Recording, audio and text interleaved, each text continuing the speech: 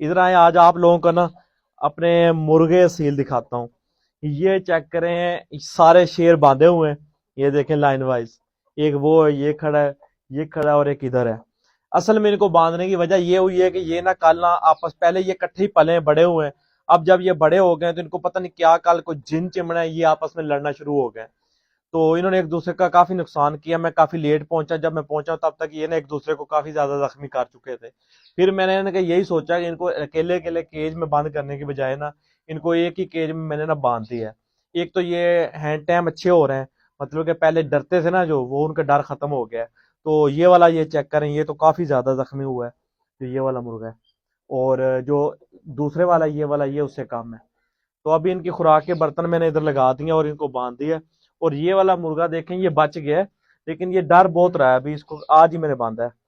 تو آپ لوگوں نے کمنٹس میں بتانا ہے کیسے لگے آپ لوگوں کو اصیل مرغے.